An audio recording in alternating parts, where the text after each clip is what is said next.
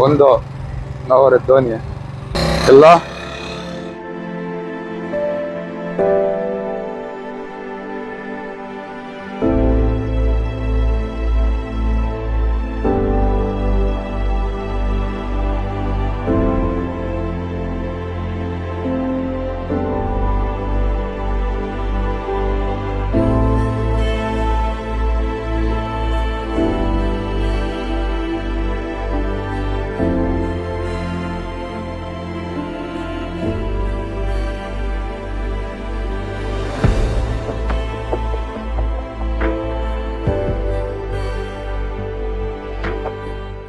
بص يا جماعه بقى تاو قرب كده اشرف عشان نشوفه هو تاو. بص التاو ازاي.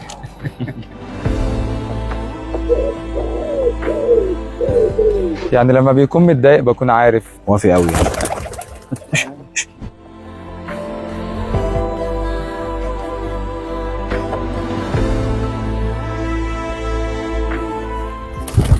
ما بيغيروش من بعض. بيغيروا.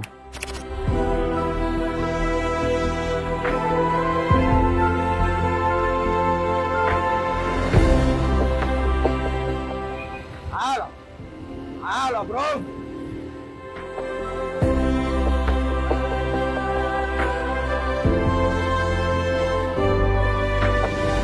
تجربة جميلة جدا يا جماعة والله.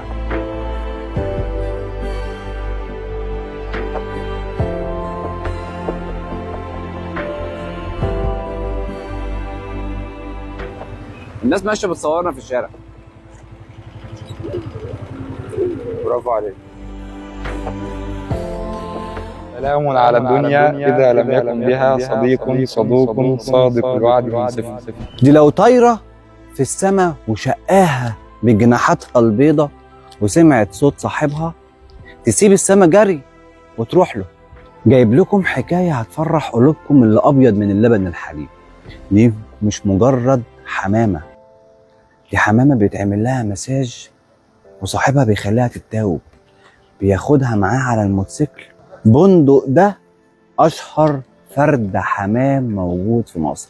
تعالوا بينا أوريكم حلقة غريبة من نوعها، وأهلا بيكم في حلقة جديدة من فتحي شو.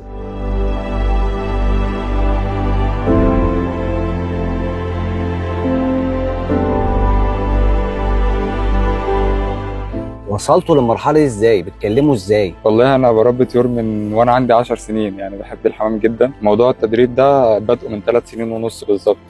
طبعا ضاع لي طيور ومات لي طيور، فلحد بقى ما يعني دربت بندق. العلاقة ما بيننا علاقة حب يعني، مش ضغطوا على التيشيرت. طبعا التيشيرت. هو ده بندق حقيقي ولا دي صورة تانية مثلا؟ هو بندق. ايوه بندق. ده كده مساج مثلا اهو. انت كنت بتعمل مساج؟ تهدئة. والله هو كان واقف طبيعي خالص يعني. بص بدأ ينخ ازاي ويستجيب له. ازاي بتخليه يتوب؟ يقول لك يتوب. حاضر. بس خلاص. بص يا جماعه بقى تاو قرب كده اشرف عشان نشوفه هو تاو. بندق بندق.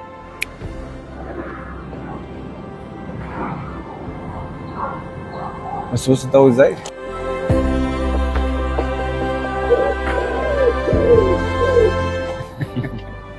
سبحان الله. هي لغة، كل واحد فينا عنده موهبة وعنده ملكة في حاجة معينة. يعني دي كيمياء ما بينك وما بينه، يعني مش شطارة منك لوحدك ولا شطارة منه لوحده ولا شطارة منه هو. ربنا ربنا أراد كده يعني، الحمد لله. أكيد هو عنده أسرار أنت عارفها في شخصيته. إيه؟ يعني لما بيكون متضايق بكون عارف مثلا إن إحنا ما خرجناش بقالنا فترة، بيكون متضايق عايز يخرج دايما باستمرار.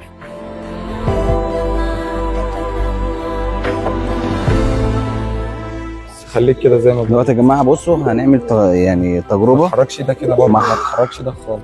ما حصلتش في مصر. أني ايد بقى استنى بس. اي ايد عادي. التجربه دي ما حصلتش في مصر يعني. عبد الرحمن هيطلع فوق الدور السادس وهيعمل بندق. بقول لك ايه، وبندق هيطلع له لذيذ. وبندق بيعضني. ايه بص خليه هنا كده وانت واقف هنا خايل عليه. ماشي ماشي. واول ما انا اقول لك تمام قلت لها ما بتريحش. اول ما تقول تمام ايه؟ يعني ابعد هنا. ابعد انا كده؟ يعني خليك هنا ماشي بس. ماشي ماشي. اقطع خيله بايدي كده. ماشي، بس ما تخلوش يطلع على ايدك عشان الحوار اللي حصل. ماشي.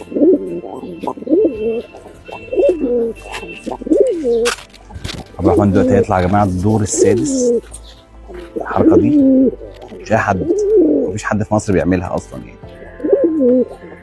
وسايب لنا بندق، سايب لنا بندق، وبندق يعني هو هيناديله وبندق هيطلع له. يعني انا مش مصدق، مش هصدق غير لما اشوف. يعني اول ما بيسمع صوته بيفرد جناحاته ويشق السما ويروح له. وافي قوي يعني.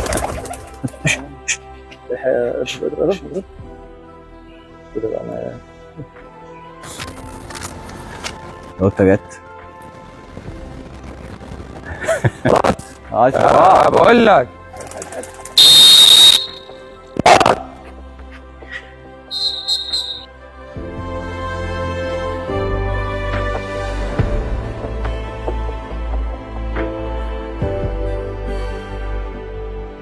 طلع له فوق. نجحت التجربة، نجحت. تعالوا نطلع له. تعالى اشرف. شفت القطة كانت هتاكل. هو ضاع مني كتير، بس ضاع مرة. يعني مثلا لما كان بيضيع مثلا في التدريبات، يضيع مثلا دقيقة 2 10 دقايق، يكون غايب عن نظري، انا مش عارف هو فين. اللي انا بعمله ده اسمه طيران حر.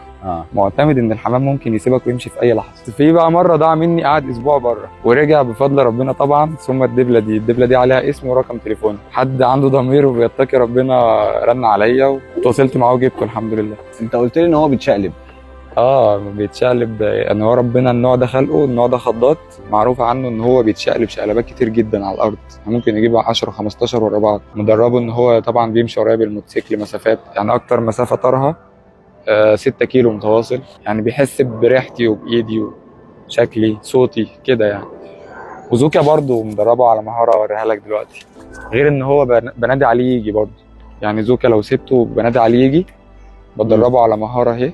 يعني مثلا زوكا واقف طبيعي خالص اهو، ما تقربش بس عشان هو خايف. بس ما تخافش زوكا، ما تخافش. بس انا هخليه يهرش دلوقتي، يقعد يظبط في ريشه.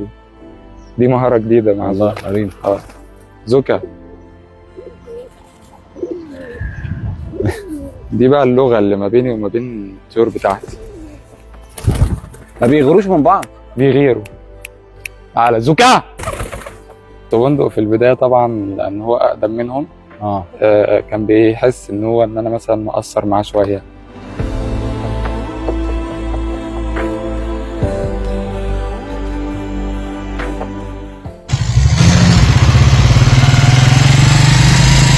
انا اغرب طيره موجوده في مصر بندق بقى ولد. هو مع عبد الرحمن ده برضه يا جماعه. عايز اقول لكم ان هو يعني اغرب من الطيره نفسها يعني. تجربه جميله قوي ان شاء الله.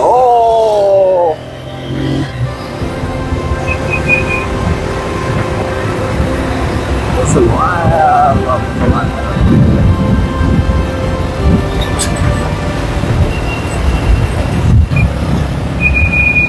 تعالى برافو عليك.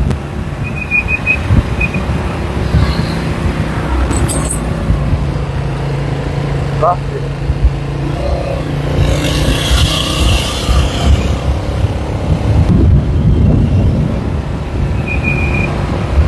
تعال.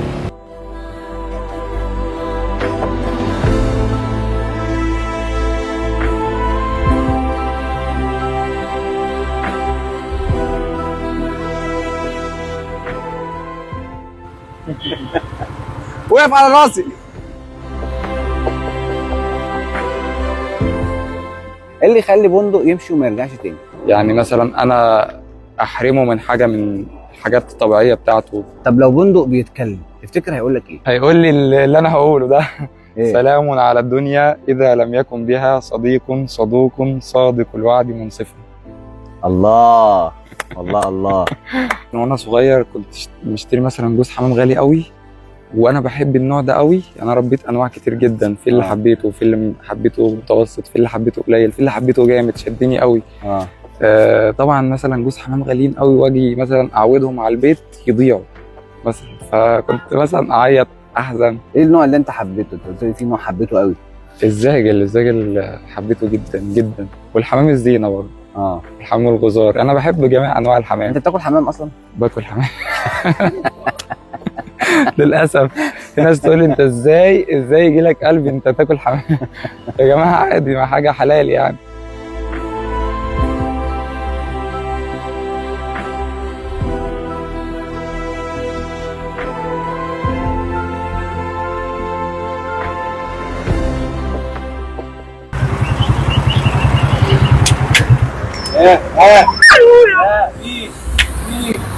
ما شاء الله هو مش خايف منهم. ما شاء الله مش خايف. تعال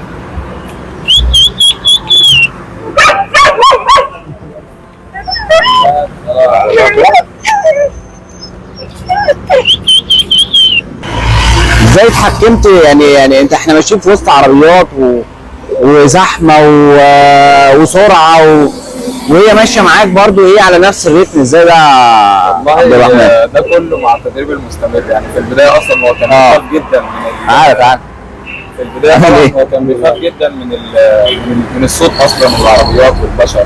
مع التدريب المستمر بدا ان هو يتاقلم مع الكلام ده كله. تمام. برضو انا مش فاهم على سرعاتي برضو يعني. ايوه هي حته السرعه بقى دي سبحان الله يعني، دي فعلا دي ميزه فيه جامده جدا. يعني انا ببقى ماشي مثلا 60 70 وابدا ان انا اهدي الطريق، قفل قدامي فبيبدا يهدي معايا ما شاء الله يعني. بيبدا يهدي ساعتها. الطير خاين عموما؟ لا مستحيل. مش خاين؟ يخاف يعني، لو حس منك باي غدر او اي خوف، لو حتى 1% مش هيجيلك، مش هيأمن لك. ادينا الشعره اللي خلت الطير يأمن لك. حسس الطير ان انت مش هتغدر بيه، مش هتخوفه، وانت داخل على الطير كده، داخل بحنيه، داخل تحسس على الطير. ما ينفعش الطير يحس ان انت هتعمل له اي حاجه، لكن تاخده وتطلع بره مكانه مستحيل، هيسيبك ويمشي. اي حمام في العالم مرتبط بايه؟ بمكان. انا الطيور اللي معايا بفضل ربنا مرتبطه بيا انا شخصيا في اي مكان بقى. شخصيته يعني بتأثر عليك.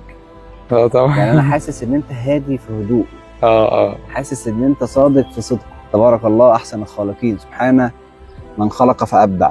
كل سنه وانتم طيبين يا جماعه، واشوفكم ان شاء الله رب العالمين في حلقه جديده مع فتحي شو. اشوفكم في حلقه جديده مع فتحي شو. شكرا، مع السلامه.